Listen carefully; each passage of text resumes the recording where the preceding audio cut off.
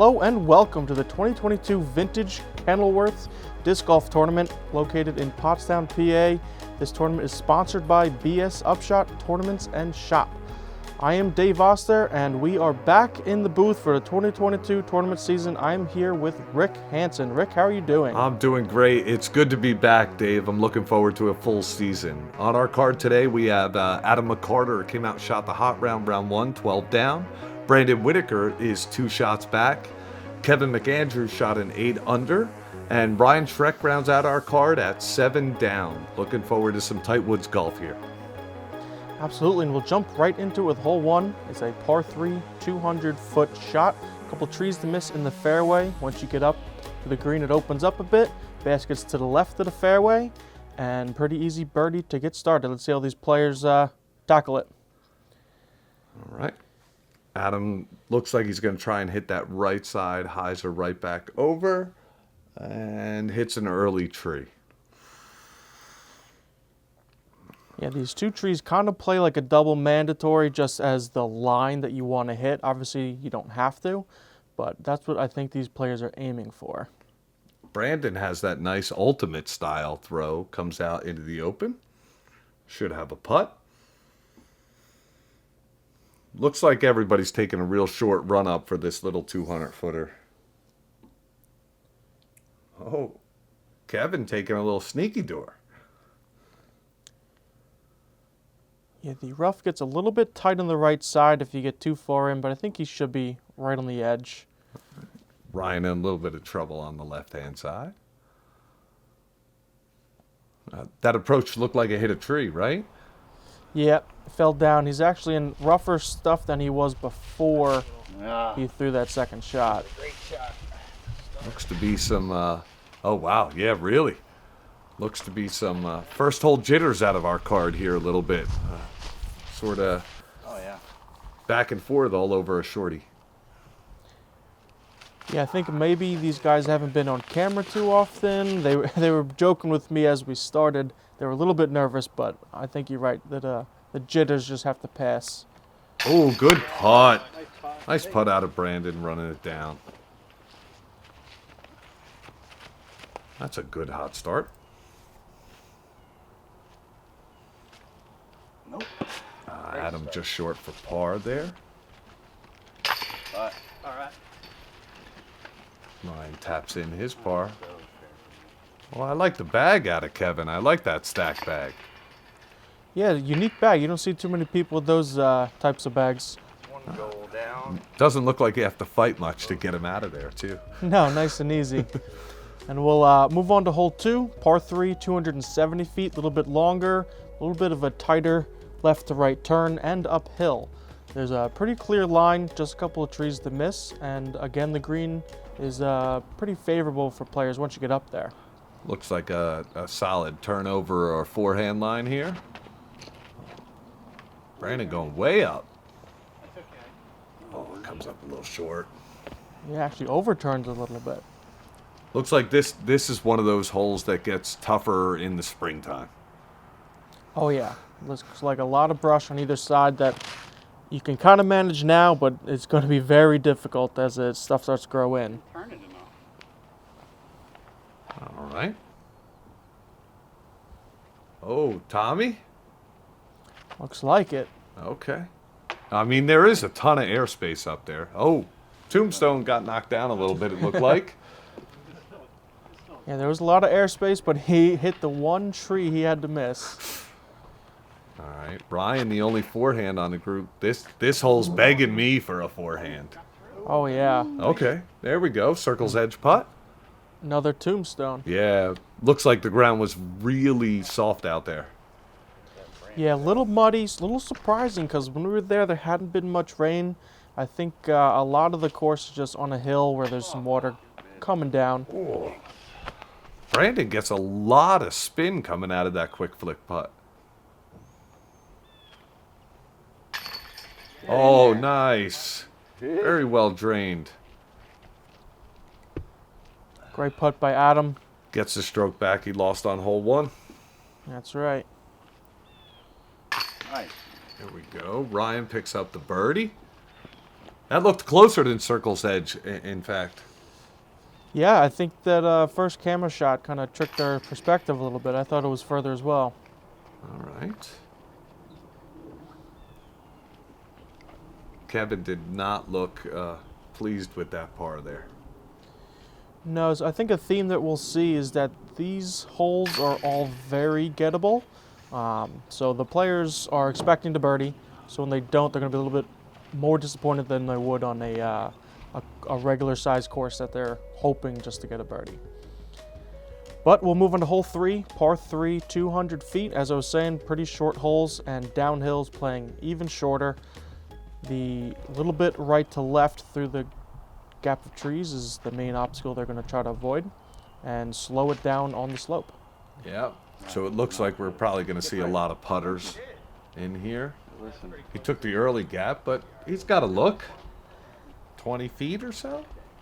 Yep. I don't think I sounded very confident there on that measurement.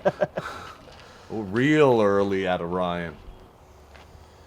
Yeah, a little bit of an early release. Sometimes, and tell me what you think about this, is sometimes a short shot off of a tee, when you're just used to bombing things, it's hard to get that touchy shot like Brandon just threw. Yeah, and when you're going to a standstill too on your approach, it's a little different. Oh, come on, stop. All right, got a putt there. Yeah, I think this course, although it's short, it's still challenging. A lot of the holes are birdieable, like we were saying. That's a great up by Ryan. But the challenge, I think, is a different play style than most courses. Yeah, it looks like it's more placement golf and shorter shots. So I don't imagine we'll see a lot of destroyers. We'll see a lot of AVRs, buzzes, a lot of your shorter stuff. Yeah, that's probably a good guess. The back half does open up some more. We'll see in a bit. Even the back half of the front 9, there's some open holes, but still not too much distance is added. Perfect. And Brandon taps in that. Brandon before made that birdie putt. Yeah, and him and Adam are battling out for first place. Yeah, starting to separate a little. As we move on to hole 4, par 3, 224 feet. It's pretty much dead straight. Basket is a little bit to the right of the main direction of the fairway, and a sloping down and right to left as you get to the basket. And if you get something rolling, it's going to be very easy for it to keep going here. Yeah, this looks like it's begging for a flex mid-range forehand here. Land it flat so you don't roll away. Yeah, lots of roots too, so you can get some weird skips off of this green. I love that ultimate style flick that Brandon has. Just didn't turn over on him. Yeah, I think some players that have that, I've heard that it's a disadvantage, but I think it might be an advantage on a course like this, because I think what the thing is, you're not going to get super crazy distance, but if that's what your style is and are used to it, you're going to have more accuracy than a player who's just starting and learning the form. Ryan, big hyzer off. I imagine he's going to be in some trouble over there.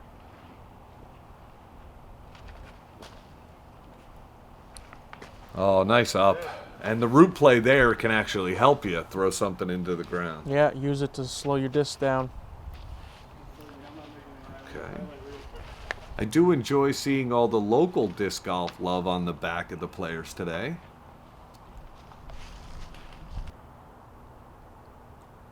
That's a fun looking stance. Get there. Nice putt, Adam. Take a look at it again. Oh, we got some replays this year. Outside the circle. Great putt by Adam. Good save by Ryan, honestly. He was pretty out of position. He saved the par on that one. Yeah, that was all about that approach shot, which ironically, it's so far a lot of the drives are right in that approach range. Yeah. And we get a nice shot of the lake here at Kenilworth Disc Golf Course.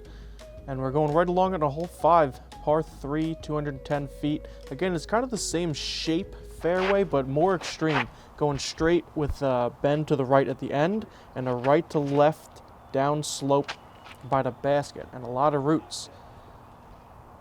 That was a nice looking forehand. Brandon going to try and turn. Looks to be an approach over. I'll get around. Oh, goes early. Okay, in a little bit of trouble there. Right there.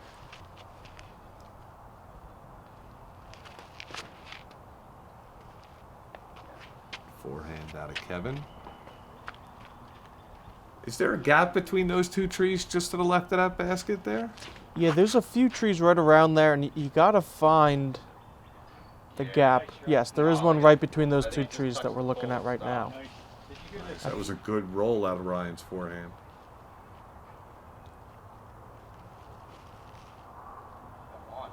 Oh, what a putt by Brandon! Wow, Not to full be- line out of that. Not to be outdone by Adam on the last hole. Brandon isn't and- going to let him take it away from him. Through the little gap I was just asking about. Yep. That's a confidence putt. Close the gap. He heard you asking if there's a gap there, and he said, I'll show you. And to tell you, I love the fact that even though he's competing against these guys, everybody still loves to see a good putt. That's nice to see. Oh, absolutely. This was a great card to follow. Very fun, guys. That's the way to do it. And Well, Brandon saved the star frame.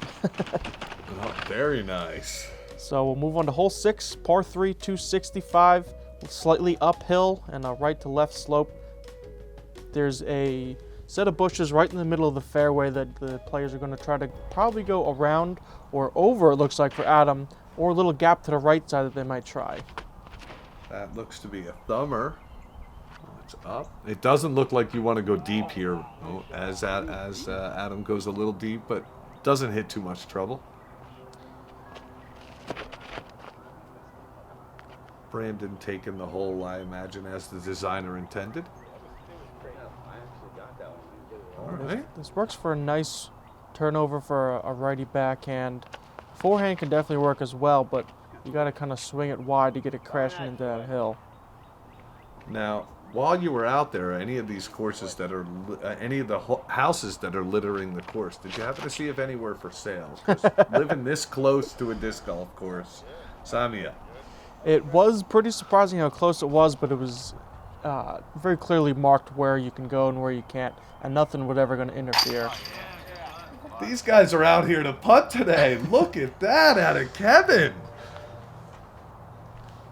That was circle 2, right? Yeah. Wow. Brandon again. Putters hot make a great round. Oh, Ryan just a little short.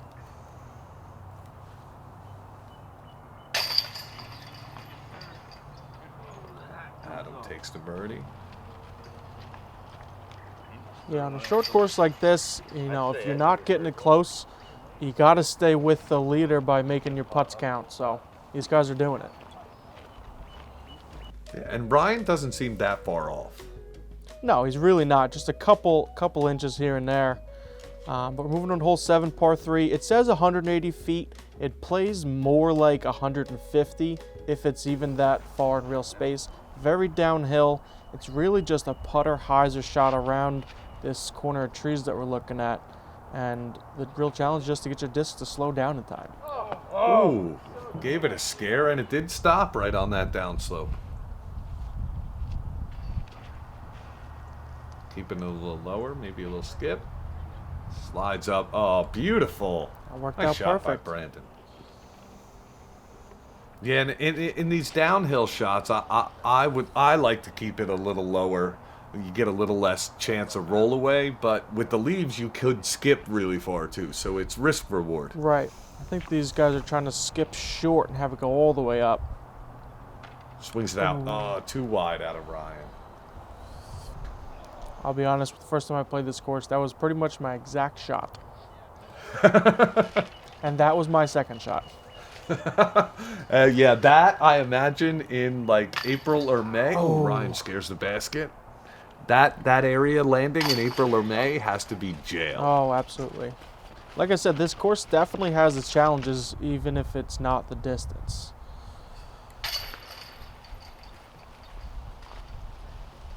Adam taps in another birdie.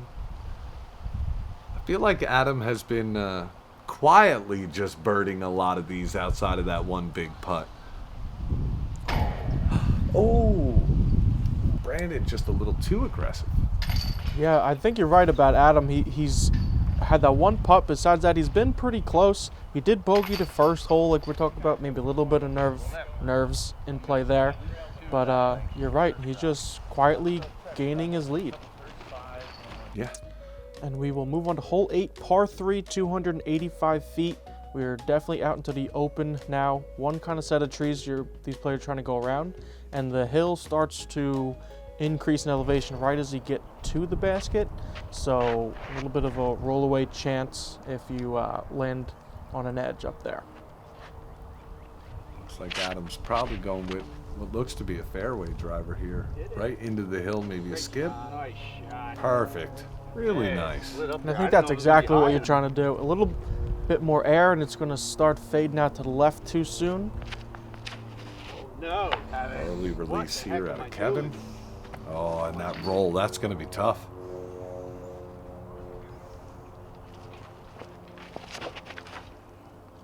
Oh, that looks good. Oh, Hyzer a little much. And that's kind of what I was just talking about with the Adam shot. If it's just a little bit more elevation because of the uphill, it's just going to Hyzer out like that. You're not going to get as close as Adam got. And even more extreme example with Ryan here. All right. Now, did you notice, we talked about it before, that it was a little soggy out there. Anybody have any trouble on their follow-throughs in front of the tee pads? There were a few. The tournament director was allowing them to play from either side if they needed to, if the tee was too slick. I think more so on the greens where everybody kind of culminates. It was real muddy. So I think the worst they were having was actually walking to retrieve their discs out of the basket.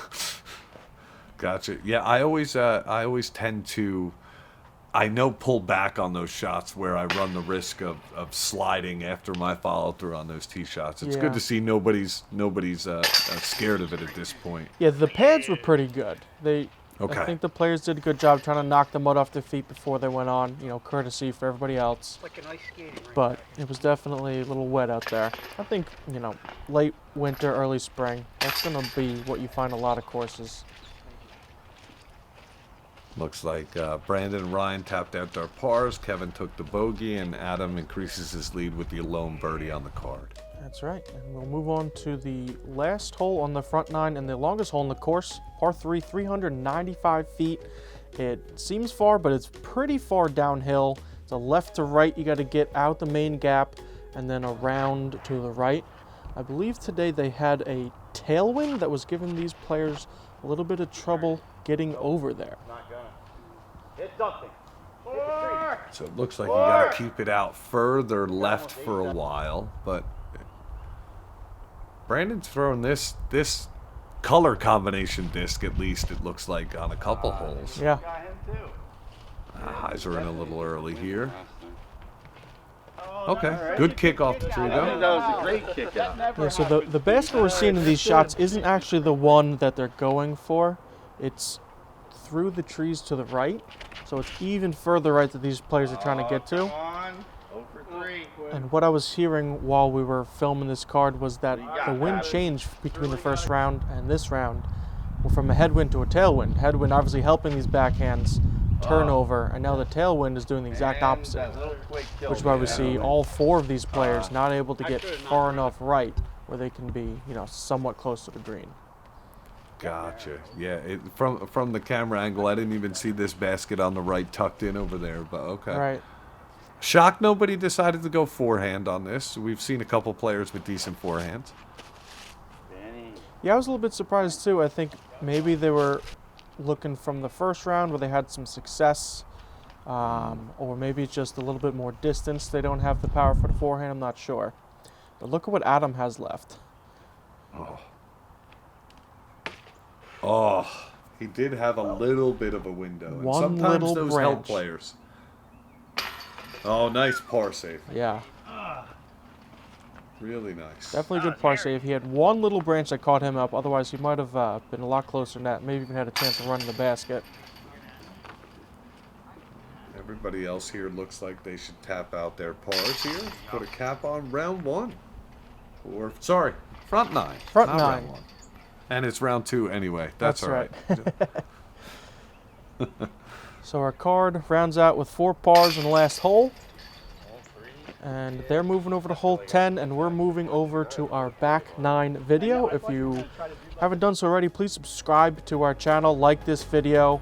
Comment down below what you think of this course, if you've been there before, or if you'd like to play it. It's a fun course. The pars are actually a little bit different when you actually play there. Some of these open holes are actually par 4s, but it's still very reachable. So let us know down in the comments what you think. Me and Rick will be back on the back 9, so go check us out over there. Catch you on the back 9.